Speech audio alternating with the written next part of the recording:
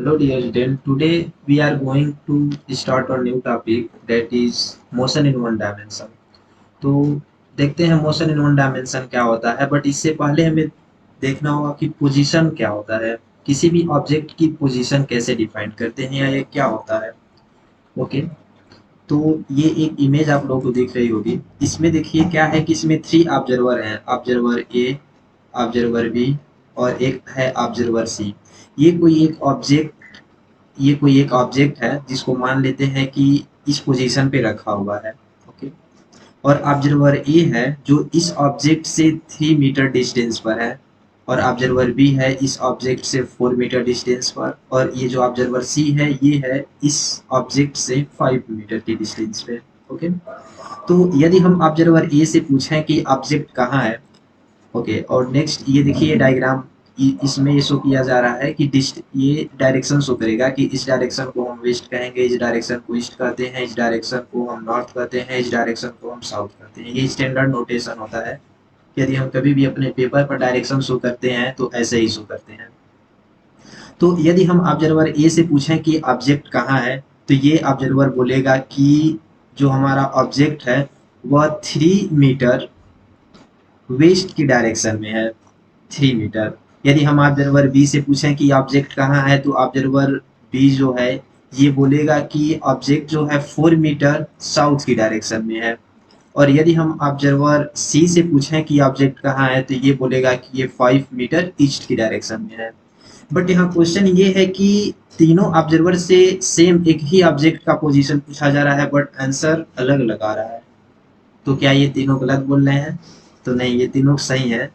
But ये problem क्या है कि इनका आंसर यूनिक क्यों नहीं आ रहा है। तो देखिए, जब भी हम किसी भी एक्शन को ऑब्जर्व करना चाहते हैं या कोई भी वर्क हो रहा है या किसी मोशन में कभी भी किसी भी प्रॉब्लम को हम सॉल्व करेंगे या कुछ भी करेंगे, तो पहले हमें एक फ्रेम डिफाइन करना पड़ता है, फ्रेम ऑफ रेफरेंस।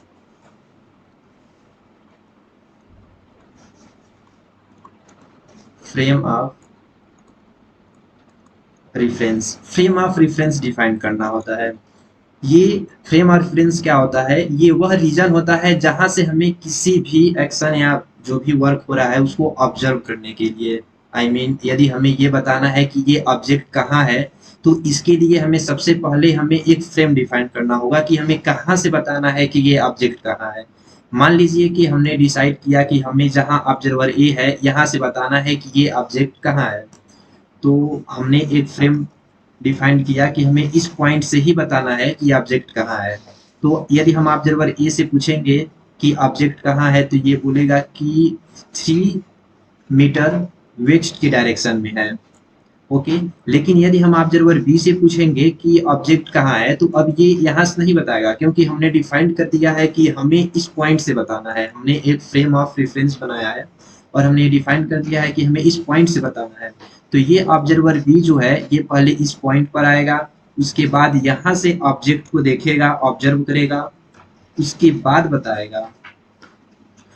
बताएगा कि ये ऑब्जेक्ट कहाँ है। तो ये भी जब इस पॉइंट पर आएगा, ये ऑब्जर्वर बी, तो ये भी यही बोलेगा, यहाँ से देखेगा, ऑब्जर्व करके देखेगा, तो ये बोलेगा कि 3 मीटर वेस्ट की डायरेक्शन में है।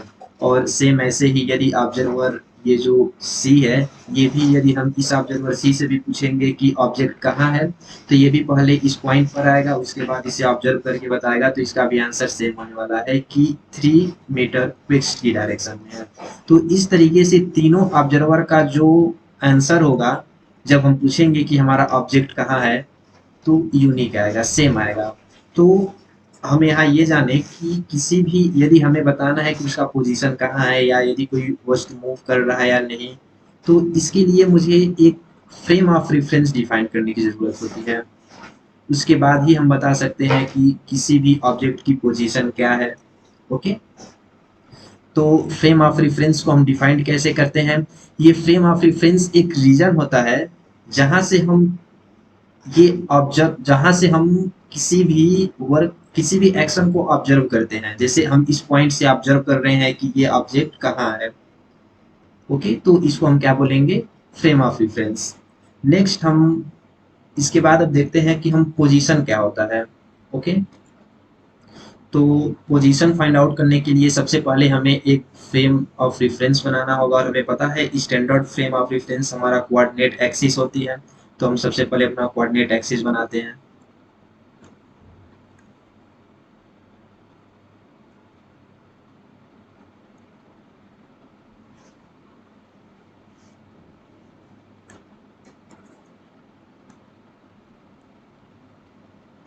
ओके, ये मान लेते हैं ये एक्स एक्सिस है, ये वाई एक्सिस है, ये जेड एक्सिस है।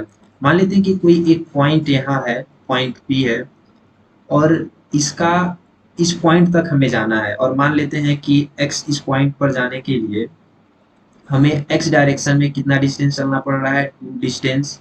इस पॉइंट पर जाने के लिए पहले हम एक्स डायरेक्शन में चल, या 1 मिनट, एक थोड़ा डायग्राम और अच्छे से बना लेते हैं।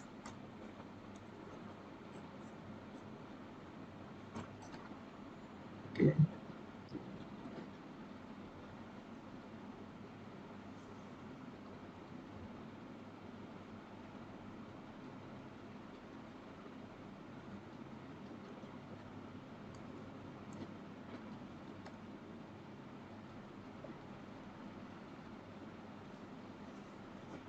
ओके। मान लीजिए ये कोई एक पॉइंट पी है।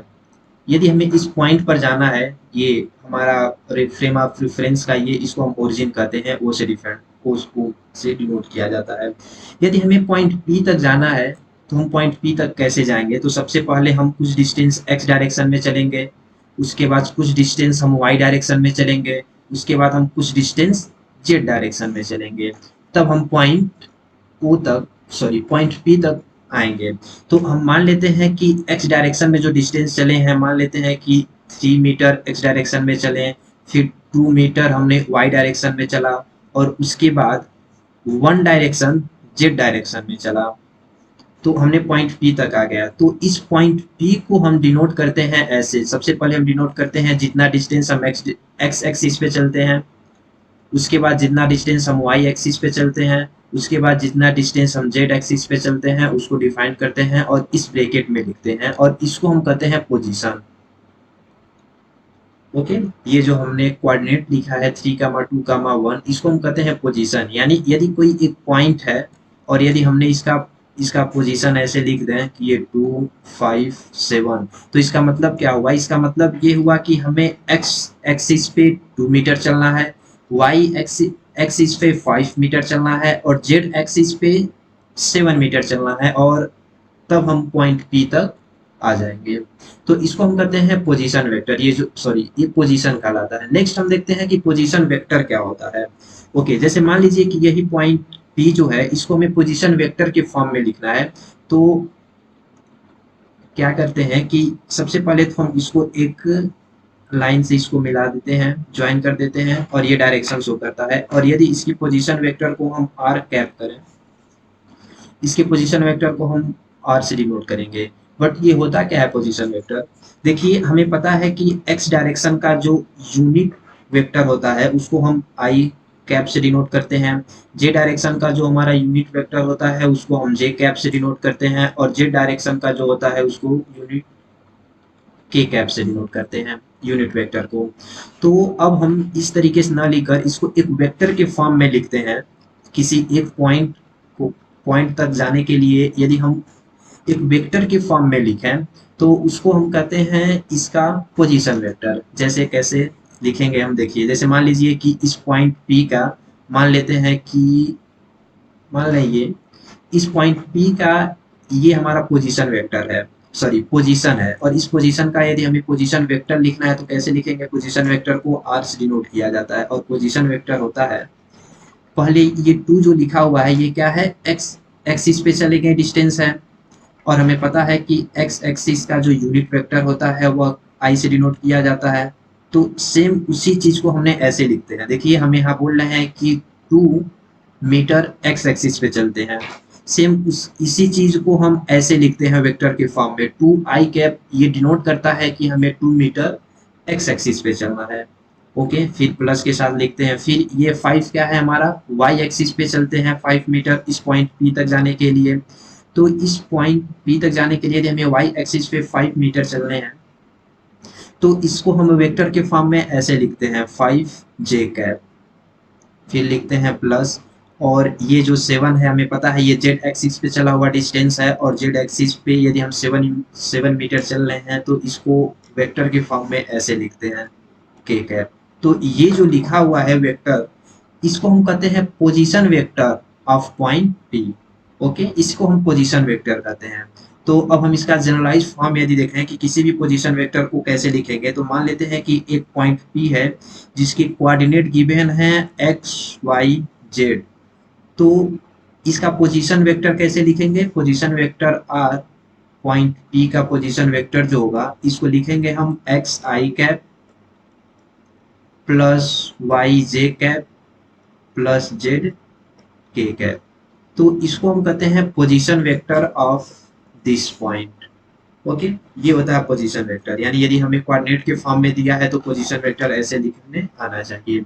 नेक्स्ट हम देखते हैं, ओके, इसको हम कहते हैं position vector. Position vector.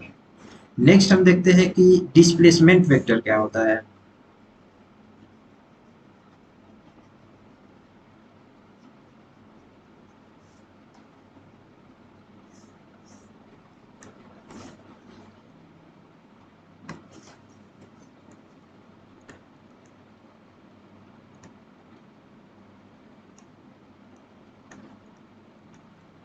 Next देखते हैं कि डिस्प्लेसमेंट वेक्टर क्या होता है। देखिए भी इंपॉर्टेंट है, डिस्प्लेसमेंट वेक्टर क्या होता है।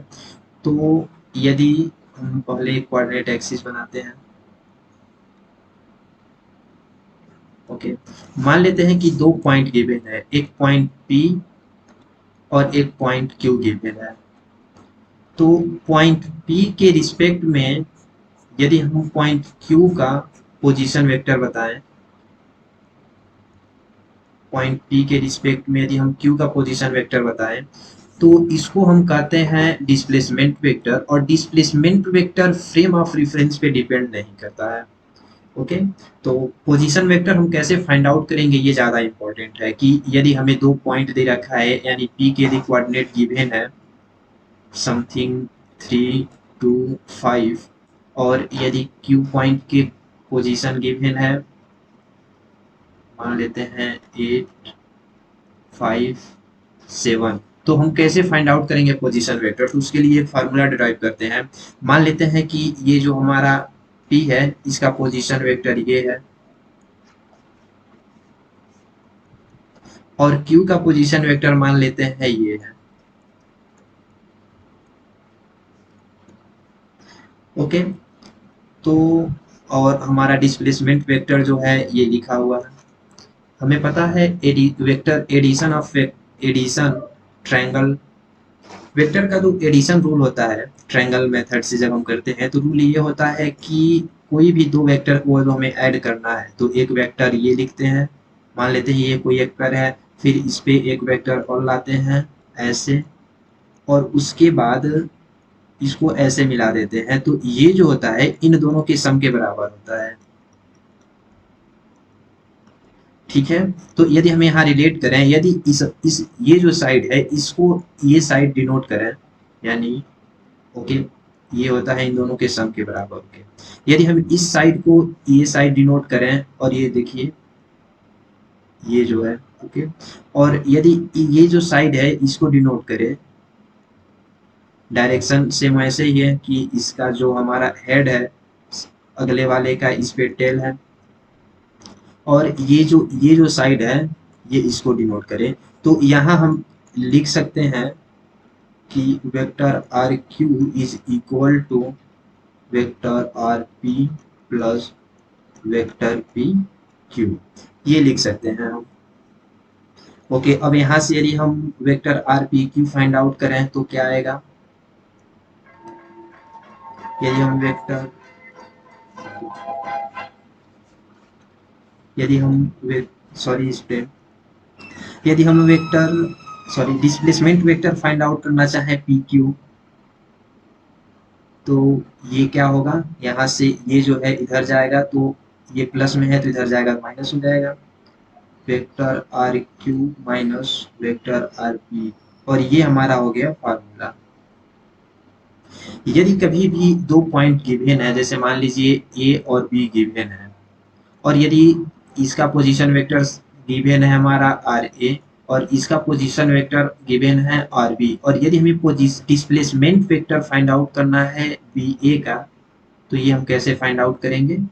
हम क्या करेंगे कि जैसे यहाँ अगर जो हम थोड़ा इसको एनालाइज करें, तो हम देख रहे हैं कि यहाँ जो टर्म लिखा हुआ है वो पहले आया है, और यहाँ जो टर्म लिखा हुआ है वो बाद में आ रहा है। तो सेम ऐसे ही हम अगर जो हम इसको लिखें, तो जो यहाँ लिखा हुआ है ए, तो पोजीशन वेक्टर ऑफ ए हम पहले लिखेंगे, और यहाँ बी लिखा है तो हम पोजीशन वेक्टर ऑफ बी बाद में लिख देंगे। सेम उसी तरीके से यदि हमें डिस्प्लेसमेंट वेक्टर सी डी का फाइंड आउट करना है, तो इसका हम लिख देंगे position vector of D minus position vector of C, यानी रिवर्स में जाते हैं, पहले डी का लिखते हैं फिर माइनस कर देते हैं सी का। ओके, नेक्स्ट एक क्वेश्चन ये जो है कि इसका कैसे हम फाइंड आउट करेंगे डिस्प्लेसमेंट वेक्टर।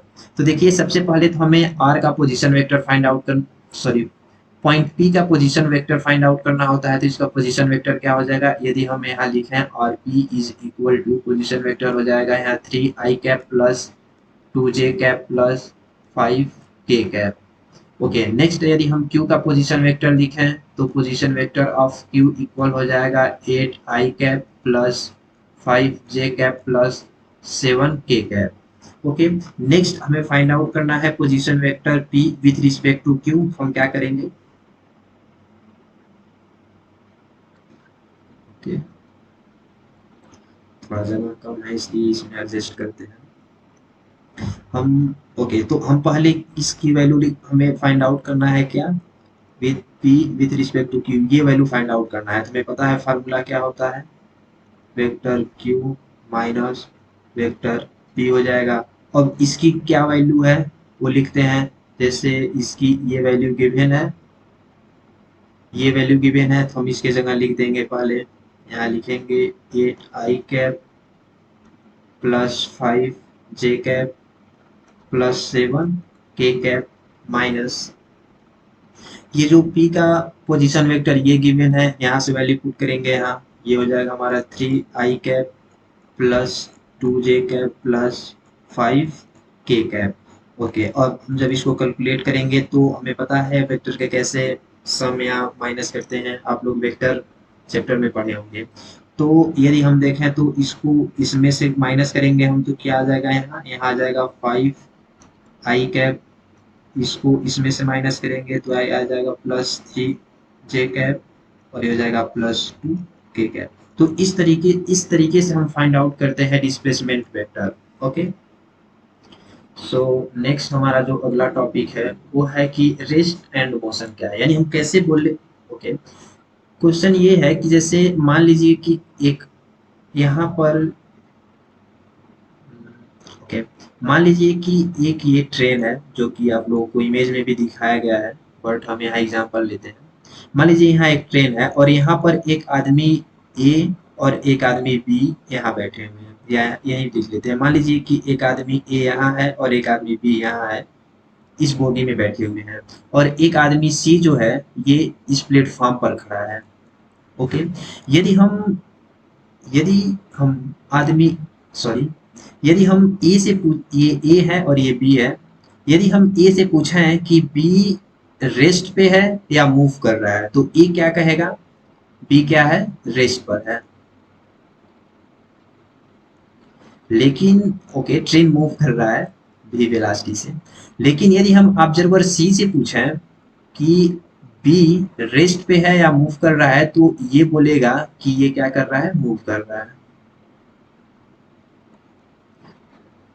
तो क्या इसका मतलब ये हुआ कि दोनों गलत बोल रहे हैं? यानी कोई एक आदमी रेस्ट पे भी हो और मूव करे, ये कैसे पॉसिबल है? एक आदमी है तो या तो रेस्ट पे होगा या तो मूव कर रहा होगा। तो देखिए जैसे हम लोग जस्ट पहले एग्जांपल जो लिए थे जब हम पोजीशन को समझ रहे थे कि किसी भी ऑब्जेक्ट की कैसे हम पोजीशन फाइंड आउट करते हैं। कोई भी एक ऑब्जेक्ट एक टाइम पे एक ही जगह हो सकता है, लेकिन हम तीन ऑब्जर्वर से सेम क्वेश्चन कर रहे थे और आंसर में अलग अलग मिल रहा था। सेम यहाँ भी यही प्रॉब्लम हो रही है, दो ऑब्जर्वर हैं और दोनों अलग अलग जगह हैं, एक ऑब्जर्वर मूव कर रहा है, एक ऑब्जर्वर रेस्ट पर है, इसलिए ऐसा आंसर अलग अलग आ रहा है। तो देखते हैं कि हम कैसे डिफाइन करेंगे कि कोई भी ऑब्जेक्ट रेस्ट है या मूव कर रहा है, क्योंकि यदि हम यहाँ देखें तो ऑब्जर्वर ए बोल रहा है कि रेस्ट पर है, लेकिन ऑब्जर्वर सी बोल रहा है कि ये मूव कर रहा है। तो कैसे डिफाइन करते हैं कि रेस्ट क्या होता है, कैसे हम बोलेंगे कि कोई भी ऑब्जेक्ट रेस्ट पर है या कोई भी ऑब्जेक्ट मूव कर रहा है। तो देखिए हम टाइम से डिडो हम यहाँ देखते हैं, जैसे यदि हम ऑब्जर्वर बी से पूछें, फर्स्ट से मान लीजिए हमने 5 सेकेंड लेते हैं ऑब्जर्व करने के लिए, फर्स्ट सेकेंड थर्ड 3 और 4। ओके, फर्स्ट सेकेंड में यदि हम ऑब्जर्वर से पूछेंगे ये ऑब्जर्व करेगा तो ये क्या होगा, रुका होगा इसके रिस्पेक्ट में। सेकेंड सेकेंड में भी ये रुका होगा, थर्ड सेकेंड में भी ये रुका होगा, फोर्थ सेकेंड में भी ये क्या होगा, रेस्ट पर होगा। तो ऑब्जर्वर भी क्या किया, कुछ टाइम तक ऑब्जर्व किया, मान लेते हैं कि ये 4 सेकेंड तक ऑब्जर्व किया, और 4 सेकेंड तक ऑब्जर्व करने के बाद क्या पाया कि अब जो बी है वह रेस्ट पर है, इसलिए ऑब्जर्वर ए बोल दिया कि ये रेस्ट पर है। लेकिन ऑब्जर्वर बी जब उसे ऑब्जर्व किया तो फर्स्ट सेकंड में देखा वो मूव कर रहा था, सेकंड सेकंड में भी देखा तो मूव कर रहा है, थर्ड सेकंड में देखा तो भी मूव कर रहा है। तो ऑब्जर्वर सी ने बोल दिया कि वो मूव कर रहा है। जी बिल्कुल, दोनों सही बोल रहे हैं। देखिए किसी भी ऑब्जेक्ट को यदि हमें बताना है कि वह रेस्ट पर है या मूव कर रहा है, तो इसके लिए मुझे ऑब्जर्व करने की जरूरत होती है विद रिस्पेक्ट टू टाइम। यदि टाइम के रिस्पेक्ट में कोई भी ऑब्जेक्ट रेस्ट पर है तो उसको हम बोल देंगे कि ये रेस्ट पर है, और यदि टाइम के रिस्पेक्ट में कोई मूव कर रहा है तो उसको हम बोल देंगे कि ये मूव कर रहा है। और ये यूनिक आंसर नहीं होगा, एक सेम ऑब्जेक्ट जो है वो मूव भी कर सकता है और रेस्ट पर भी रह सकता है। ओके, क्योंकि हम फ्रेम ऑफ रेफरेंस पढ़े हैं, उसके अनुसार यदि हम देखेंगे कि तो ये जो ऑब्जर्वर सी है ये किस फ्रेम में है, ये एक ऐसे फ्रेम पर है जहां का ये एक ऐसे फ्रेम पर है जहां ये जो ये सॉरी ये जो ऑब्जर्वर सी है ये किसी दूसरे फ्रेम में है, और ये जो ऑब्जर्वर ए है ये किसी दूसरे फ्रेम में है। तो इसलिए आंसर अलग अलग आएगा, बट हमें अपने फ्रेम से हम जहां से ऑब्जर्व कर रहे हैं वहां से हम बताएंगे कि ऑब्जेक्ट मूव कर रहा है या रेस्ट पर है। तो डिफिनीशन देखते हैं, डिफिनीशन क्या होता है। तो रेस्ट की यदि हम डिफिनीशन देखें तो a body does not change its position as time, यानी टाइम पास हो, यानी टाइम चलता रहे और हम ऑब्जर्व करें, और यदि ऑब्जर्वर का पोजीशन चेंज नहीं हो रहा हो, ऑब्जर्वर जहां है वहीं रहे, विद रिस्पेक्ट टू फ्रेम। देखिए यदि हम यहाँ बोल रहा है विद रिस्पेक्ट टू फ्रेम, यानी यदि हम फ्रेम को चेंज करेंगे तो हमारा आंसर हो सकता है चेंज हो जाए। ओके, हो सकता है, ऐसा भी हो सकता है कि न चेंज हो, क्योंकि हो सकता है एक दूसरा ऑब्जर्वर डी लें, हम यही एक दूसरा ऑब्जर्वर डी ले लें, तो इसका आंसर सेम वही होगा जो आंसर सी का होगा। ओके, तो चेंज हो भी सकता है नहीं भी हो सकता है।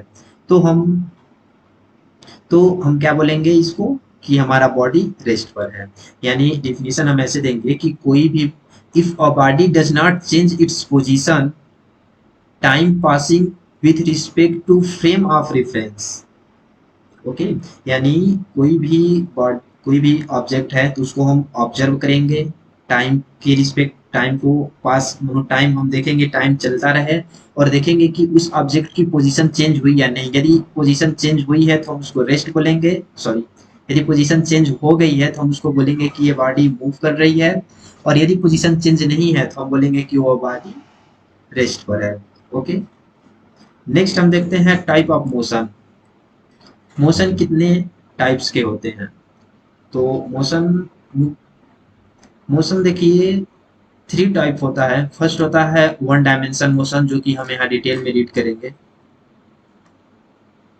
फर्स्ट होता है हमारा वन डायमेंशन मोशन होता है, फिर मोशन इन 2 डायमेंशन, और मोशन इन 3 डायमेंशन।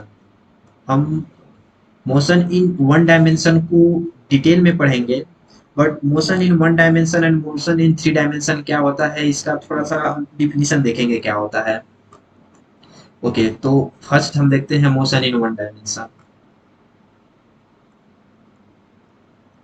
तो मोशन इन वन डायमेंशन क्या होता है, तो इसका डिफिनीशन ये होता है, बहुत सारे लोगों को ये कंफ्यूजन होता है कि मोशन इन वन डायमेंशन मतलब ये होता है कि यदि कोई ऑब्जेक्ट मूव करे और उसमें केवल एक ही डायमेंशन चेंज हो तो उसको हम मोशन ऑफ वन डायमेंशन कहेंगे। ये डिफिनीशन सही है, लेकिन यदि हम यहाँ ऑब्जर्व करें, ये मान लेते हैं ये एक्स एक्सिस है, ये वाई एक्सिस है, और एक ऑब्जेक्ट ऐसे मूव करे, यहाँ हमारा दो डायमेंशन चेंज हो रहा है, एक्स भी चेंज हो रहा है और वाई भी चेंज हो रहा है। तो क्या ये मोशन इन वन डायमेंशन नहीं है? तो जी बिल्कुल, ये मोशन इन वन डायमेंशन भी है। इसलिए हमें ये याद नहीं रखना है कि यदि कोई ऑब्जेक्ट इस तरीके से मूव करे कि उसका केवल एक ही डायमेंशन चेंज हो तो उसको हम मोशन इन वन डायमेंशन बोलेंगे। ऐसा नहीं होता है। ओके, दो डायमेंशन भी चेंज हो सकते हैं। तो इसका डिफिनीशन क्या होता है कि यदि कोई ऑब्जेक्ट इस तरीके से मूव करे कि उसकी डायरेक्शन चेंज ना हो। ओके, यदि कोई इस तरीके से मूव करे कि उसका डायरेक्शन चेंज ना हो और एक डायमेंशन चेंज हो, उसको भी हम बोल देंगे कि ये वन डायमेंशन मोशन है, और लीनियर मोशन करे। ओके, तो हम डिफिनीशन इस तरीके से देंगे कि यदि कोई बॉडी इस तरीके से मूव करे कि उसका डायरेक्शन चेंज ना हो और लीनियरली मूव करे। कोई भी ऑब्जेक्ट यदि लीनियरली मूव करे और सॉरी उसका डायरेक्शन चेंज ना हो तो इसको हम बोलेंगे motion in one dimension. But लेकिन यदि कोई ऑब्जेक्ट जस्ट रिवर्स हो जाए, जैसे मान लीजिए ऐसे मूव कर रहा था और फिर कुछ समय बाद वो ऐसे रिवर्स आ गया, तो इस केस को भी हम बोलते हैं मोशन इन वन डायमेंशन, क्योंकि लिनियरली मूव कर रहा था और उसके बाद जस्ट रिवर्स आ गया। ओके, तो इसको भी हम मोशन इन वन डायमेंशन बोलते हैं, और इसको भी मोशन इन वन डायमेंशन बोलते हैं। नेक्स्ट देखते हैं कि कैसे हम डिफाइन करेंगे कि कोई भी ऑब्जेक्ट टू डायमेंशन में मूव कर रहा है। तो इसका डिफिनीशन ये होता है कि कोई भी ऑब्जेक्ट इस तरीके से मूव करे कि उसका दो डायमेंशन चेंज हो, प्लस दो डायमेंशन भी चेंज हो, प्लस डायरेक्शन भी चेंज हो, तो हम उसको बोलेंगे कि ये मोशन इन वन डायमेंशन में है। जैसे कोई भी बॉडी इस तरीके से रिमूव करे, ऐसे मूव कर रहा है, तो देखिए पर जितने भी पॉइंट हैं इन सभी पॉइंट पे एक्स वाई दोनों कोऑर्डिनेट तो चेंज हो रहे हैं, साथ साथ में डायरेक्शन भी चेंज हो रहा है। यहाँ ऑब्जेक्ट है तो इस डायरेक्शन में चेंज हो रहा है, यहाँ है तो इस डायरेक्शन में मूव कर रहा है, यहाँ है तो इस डायरेक्शन में मूव कर रहा है। तो मोशन इन टू डायमेंशन बोलेंगे यदि यदि ऑब्जेक्ट इस तरीके से मूव करे कि उसका दो डायमेंशन भी चेंज हो और डायरेक्शन भी चेंज हो। ओके, नेक्स्ट आता है हमारा motion in two dimension, sorry motion in three D. यानी हम कब बोलेंगे कि हमारा जो ऑब्जेक्ट है, ओके नेक्स्ट देखते हैं, सॉरी कब हम बोलेंगे कि जो हमारा ऑब्जेक्ट है वह थ्री डायमेंशन में मूव कर रहा है। मोशन इन थ्री डायमेंशन ये कैसे हम डिफाइन करेंगे? तो देखिए कोई भी ऑब्जेक्ट इस तरीके से मूव करे ताकि उसका एक्स वाई जेड तीनों कोऑर्डिनेट चेंज हो, बट साथ में डायरेक्शन भी चेंज हो। यदि इन इन तीनों डिफिनीशन में यदि हम ये डायरेक्शन हटा देंगे तो ये मोशन इन वन डायमेंशन हो जाएगा, यदि लिनियरली मूव कर रहा है तो। ओके, ध्यान रखिएगा कि यदि कोई ऑब्जेक्ट लिनियरली मूव करे चाहे और उसका डायरेक्शन चेंज ना हो, चाहे एक्स वाई जेड तीनों कोऑर्डिनेट चेंज हो रहे हो, बट हम उसको बोलेंगे मोशन इन वन डायमेंशन यदि लिनियरली मूव कर रहा है तो। ओके, तो ये हो गया motion of type of motion. Next अब देखते हैं डिस्टेंस एंड डिस्प्लेसमेंट क्या होता है।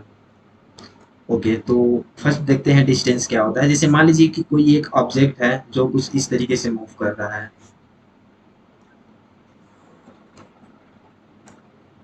कोई एक ऑब्जेक्ट है जो इस तरीके से मूव कर रहा है,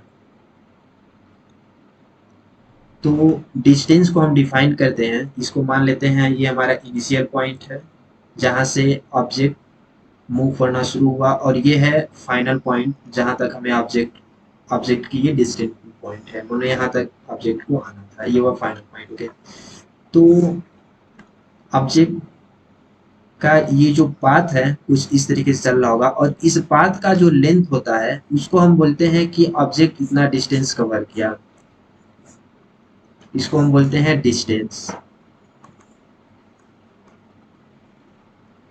यानी कोई भी ऑब्जेक्ट जब मूव करता है, जिस पाथ से मूव करता है उस पाथ की जो लेंथ होती है उसको हम बोलते हैं डिस्टेंस। ओके, और डिस्प्लेसमेंट क्या होता है कि ऑब्जेक्ट का initial point and final point के बीच की जो मिनिमम डिस्टेंस होती है, ये मिनिमम टर्म लगाना इंपॉर्टेंट है। ओके, तो इनिशियल एंड फाइनल पॉइंट के बीच की जो मिनिमम डिस्टेंस होती है उसको हम कहते हैं डिस्प्लेसमेंट। देखिए यदि हम मिनिमम टर्म ना लगाएं तो क्या होगा, जैसे बहुत सारे डिफिनीशन ऐसे दे देते हैं कि डिस्प्लेसमेंट क्या होता है, इनिशियल एंड फाइनल पॉइंट के बीच के डिस्टेंस को हम डिस्प्लेसमेंट कहते हैं। ये गलत है डिफिनीशन। क्यों? क्योंकि इनिशियल एंड फाइनल पॉइंट के बीच की डिस्टेंस ये भी है, ये भी है, और ये भी है, ये भी है। लेकिन इन इन सभी में से, ये जो भी लिखे हुए हैं इन सभी में से जो मिनिमम डिस्टेंस होता है उसको हम डिस्प्लेसमेंट कहते हैं। और मिनिमम डिस्टेंस ये है, तो हम इसको क्या बोलते हैं, डिस्प्लेसमेंट बोलेंगे। डिस्प्लेसमेंट का डिफिनीशन ये होता है कि कोई भी ऑब्जेक्ट मूव करे तो उसका इनिशियल एंड फाइनल पॉइंट के बीच की जो मिनिमम डिस्टेंस होती है उसको हम डिस्प्लेसमेंट कहते हैं। ओके, नेक्स्ट देखते हैं कि इसका डिफिनीशन हम कैसे देंगे। तो देखिए डिस्टेंस का डिफिनीशन क्या होता है कि it is the actual path length covered by the moving particle given time interval. Okay, यानी ये जो लेंथ होता है, पाथ का जो लेंथ होता है उसको हम कहते हैं डिस्टेंस। और इनिशियल एंड फाइनल पॉइंट के बीच की जो मिनिमम डिस्टेंस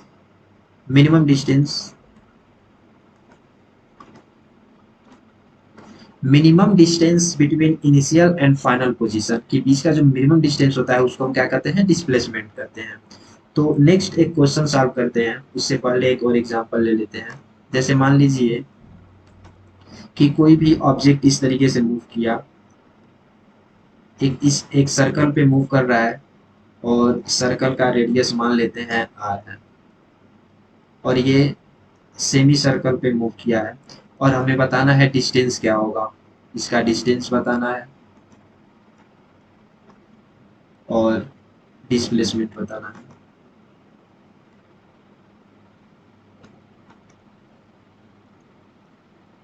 डिस्टेंस क्या होगा, तो ये जो सेमी सर्कुलर का ये जो सरकमफ्रेंस होगा, ये उसका डिस्टेंस होगा, क्योंकि इसी पाथ पे ये जो भी ऑब्जेक्ट है ये मूव किया है। तो ये क्या हो जाएगा हमारा, हमें पता है टोटल जो हमारा सरकमफ्रेंस होता है ये होता है 2 पाई आर। चूंकि ये हाफ है इसलिए डिवाइडेड बाई 2 हो जाएगा, तो डिस्टेंस क्या हो जाएगा हमारा, पाई आर। और डिस्प्लेसमेंट क्या होगा, इनिशियल एंड ये जो फाइनल पॉइंट है, इनिशियल ये है, ये फाइनल पॉइंट है, इनिशियल एंड फाइनल पॉइंट के बीच की ये जो डिस्टेंस होती है इसको हम डिस्प्लेसमेंट बोलेंगे। तो इनिशियल एंड फाइनल पॉइंट के बीच की क्या डिस्टेंस होने वाली है, ये डिस्टेंस r है, और ये डिस्टेंस भी r होता है, तो डिस्प्लेसमेंट क्या हो जाएगा हमारा, 2r हो जाएगा। ओके, एक और एग्जांपल लेते हैं।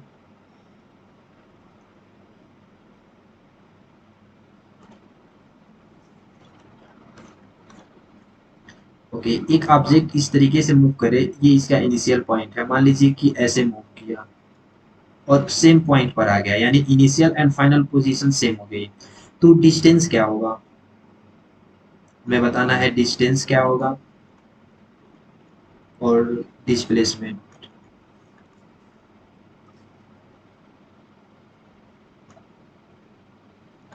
ओके, तो डिस्टेंस क्या होगा, ये जो सर्कल है इसकी रेडियस गिवन है यार, तो इस सर्कल का जो सरकमफ्रेंस होगा यही क्या हो जाएगी, इसका डिस्टेंस हो जाएगा, और सरकमफ्रेंस क्या होता है, 2 पाई आर होता है। लेकिन इसका डिस्प्लेसमेंट क्या होगा, तो डिस्प्लेसमेंट क्या होता है कि ये जो पॉइंट है, पॉइंट ये जो हमारा आई है, इनिशियल पॉइंट जो है, इस initial point and final point के बीच की डिस्टेंस होता है मिनिमम डिस्टेंस। तो मिनिमम डिस्टेंस यदि हम इस केस में देखें तो 0 है, तो डिस्प्लेसमेंट क्या हो जाएगा हमारा, 0 हो जाएगा। और यहाँ डिस्टेंस क्या हो जाएगा, 2 पाई आर हो जाएगा। तो इस एग्जाम्पल से ये कंक्लूड निकलता है कि डिस्प्लेसमेंट 0 हो सकता है बट डिस्टेंस कभी भी 0 नहीं होता। ओके, ये एक पॉइंट है, आप याद रखिएगा कि डिस्टेंस कभी भी 0 नहीं हो सकता। Okay,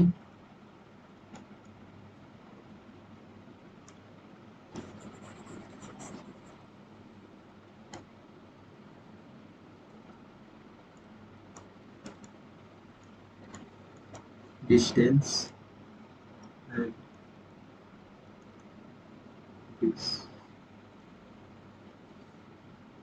okay, some point discuss कर लेते हैं, इसके बीच का डिफरेंस क्या होता है, डिस्टेंस एंड डिस्प्लेसमेंट में थोड़ा सा डिस्कस कर लेते हैं। तो फर्स्ट पॉइंट तो यही आया हमारे पास कि डिस्टेंस कभी भी नहीं जीरो हो सकता, क्योंकि यदि पार्टिकल मूव कर रहा है तो कुछ ना कुछ वो डिस्टेंस जरूर चलेगा। बट हम यहाँ देख रहे हैं कि डिस्प्लेसमेंट जीरो हो सकता है, तो जो हमारा डिस्टेंस होता है ये कभी भी जीरो नहीं हो सकता।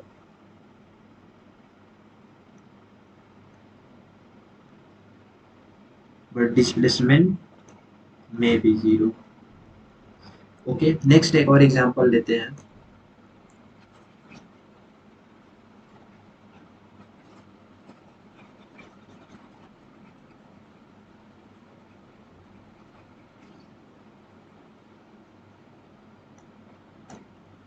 एग्जाम्पल ये है कि मान लेते हैं कि एक पार्टिकल है, जो ये इनिशियल पॉइंट है और ये यहाँ से ट्रेवल किया 10 मीटर, यहाँ गया और यहाँ से फिर रिटर्न आ गया 5 मीटर, फाइनल पॉइंट है। यदि हम पूछें कि डिस्टेंस कितना होगा, यहाँ हम डिस्टेंस को डिनोट करते हैं, डिनोट कर दे रहे हैं एक्स से और इसको वाई से। ये स्टैंडर्ड डिनोशन नहीं है, बार बार ना लिखना पड़े इसलिए मैं यूज कर रहा हूँ। ओके, तो यदि हम यहाँ कैलकुलेट करें डिस्टेंस क्या होगा, तो डिस्टेंस क्या होता है, टोटल कवर्ड पाथ। तो टोटल कितना पाथ कवर किया है, ये पहले यहाँ गया और फिर यहाँ आ गया, तो जो हमारा डिस्टेंस होगा ये हो जाएगा 10 + 5 और ये इक्वल हो जाएगा 15। ओके, नेक्स्ट यदि हम कैलकुलेट करें कि डिस्प्लेसमेंट कितना होगा, तो डिस्प्लेसमेंट क्या होगा हमारा, इनिशियल एंड फाइनल पोजीशन के बीच की मिनिमम डिस्टेंस,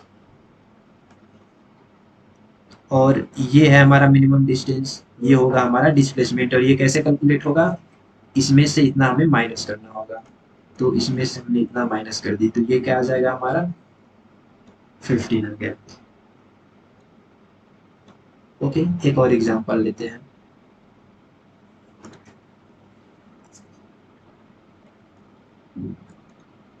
ये हमारा इनिशियल पॉइंट है और ऑब्जेक्ट यहाँ गया और फिर यहाँ से रिटर्न होके यहाँ आ गया, यानी पहले इसने 5 डिस्टेंस इधर चली और उसके बाद यहाँ से 15 डिस्टेंस आगे चला गया यहाँ।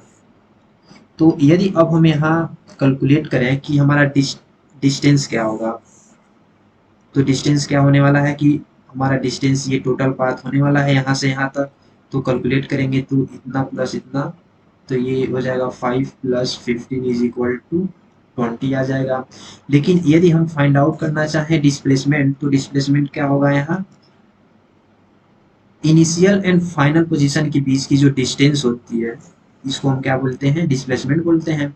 बट यहाँ फाइनल पोजीशन हमारा इनिशियल से लेफ्ट डायरेक्शन में चला गया है, तो हमें पता है डिफरेंस कैसे फाइंड आउट करते हैं, पहले हम final position minus initial position हमेशा करते हैं। बट इस केस में हम क्या करते हैं, जैसे मान लीजिए कि ये इनिशियल है और ये फाइनल है, तो ये जो डिस्टेंस होगा इसको हम लिखेंगे -10 होगा, क्योंकि इनिशियल पॉइंट से भी ये 10 मीटर लेफ्ट डायरेक्शन में चला गया है। हमें पता है कि यदि ये जो डायरेक्शन होती है माइनस होती है, ये प्लस होती है, ये भी प्लस होती है, ये माइनस होती है, तो ये हमारा इनिशियल पॉइंट था, बट इससे पार्टिकल इधर चला गया है 10, तो जो हमारा डिस्प्लेसमेंट है ये क्या है, -10 हो गया। तो हम यहाँ 3 एग्जाम्पल लिखे हैं, एग्जाम्पल ये और इन सभी एग्जाम्पल में देखें तो जो हमारा डिस्टेंस आया ये सब में पॉजिटिव आया है, पॉजिटिव पॉजिटिव। लेकिन लेकिन यदि हम डिस्प्लेसमेंट की बात करें तो ये एक में जीरो आया है, एक में पॉजिटिव आया है और एक में निगेटिव आया है, तो डिस्टेंस हमेशा पॉजिटिव होगा, लेकिन डिस्प्लेसमेंट हमारा पॉजिटिव भी हो सकता है और निगेटिव भी हो सकता है। ओके, और हम यहाँ यदि देखें इस एग्जाम्पल में देखें, तो इस एग्जाम्पल में यदि हम कंपेयर करें वैल्यू की, तो वैल्यू क्या है, ये ज़्यादा है। यदि एक्स एंड वाई में, यानी डिस्टेंस एंड डिस्प्लेसमेंट की बात करें तो डिस्टेंस बड़ा है। ओके, तो यहाँ एक कंक्लूजन ये भी निकलता है कि डिस्टेंस जो होगा हमेशा बड़ा होगा या इक्वल हो सकता है डिस्प्लेसमेंट के, ये इंपॉर्टेंट रिजल्ट है, आप लोग याद रखिएगा। कि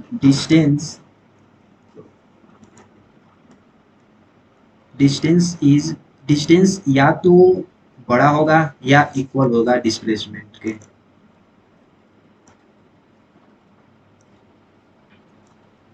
डिस्टेंस कभी भी डिस्प्लेसमेंट से छोटा नहीं हो सकता, हमेशा बड़ा होगा। ओके, इस केस में यदि हम देखें तो डिस्प्लेसमेंट हमारा +20 है और डिस्टेंस हमारा +20 है और डिस्प्लेसमेंट हमारा -10 है, तो अभी भी ये बड़ा हुआ। तो डिस्टेंस हमेशा बड़ा होता है डिस्प्लेसमेंट से।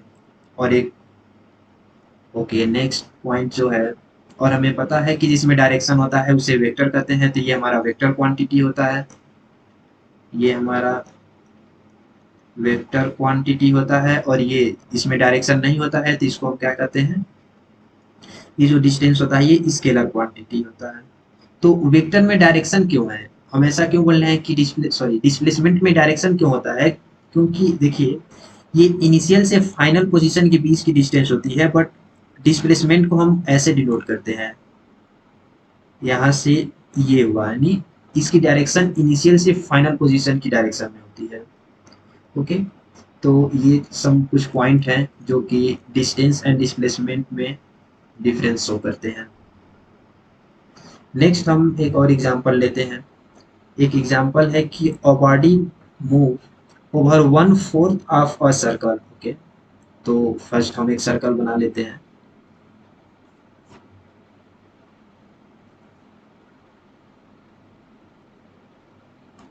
क्वेश्चन ये बोल रहा है कि एक बॉडी है जो आर रेडियस के सर्कल पे 1/4 मूव कर रहा है, यानी इतना मूव किया है। ओके, अब हमें फाइंड आउट करना है मैग्नीट्यूड ऑफ डिस्टेंस ट्रेवल्ड, यानी डिस्टेंस फाइंड आउट करना है और डिस्प्लेसमेंट फाइंड आउट करना है। तो इजी है, यदि हम बात करें डिस्टेंस की, तो डिस्टेंस क्या हो जाएगा, पार्टिकल यहाँ से यहाँ तक मूव किया है, तो डिस्टेंस क्या होगा हमारा, ये इनिशियल पोजीशन है और ये हमारा फाइनल पोजीशन है। तो हम टोटल फाइंड आउट, हमें पता है टोटल कितना होता है हमारा, 2πr डिवाइडेड बाई 4 हो जाएगा। तो डिस्टेंस हो जाएगा हमारा 1/4πr। लेकिन हमारा डिस्प्लेसमेंट क्या होगा, डिस्प्लेसमेंट क्या होता है, इनिशियल से फाइनल पोजीशन के बीच की जो डिस्टेंस होती है। तो ये जो डिस्टेंस होगी, इस डिस्टेंस को हम बोलेंगे डिस्प्लेसमेंट। ओके, तो ये डिस्टेंस कैसे फाइंड आउट करेंगे, ये डिस्टेंस गिवन है, हमें पता है ये r होता है और ये भी r होता है। हम यहाँ यूज करेंगे पाइथागोरस प्रमेय, और पाइथागोरस प्रमेय से हम लिख सकते हैं कि जो हमारा डिस्प्लेसमेंट होगा, displacement is equal to r square plus r square is equal to 2, ये जब कैलकुलेट करेंगे तो ये हो जाएगा r2 ये हो जाएगा हमारा डिस्प्लेसमेंट। तो इस तरीके से डिस्टेंस एंड डिस्प्लेसमेंट से रिलेटेड क्वेश्चन आते हैं। ओके, नेक्स्ट हम देखते हैं स्पीड एंड वेलोसिटी क्या होता है, speed and velocity. Okay student, इसको हम नेक्स्ट लेक्चर में कवर करेंगे, स्पीड एंड वेलोसिटी क्या होता है। Okay, thank you for watching this video.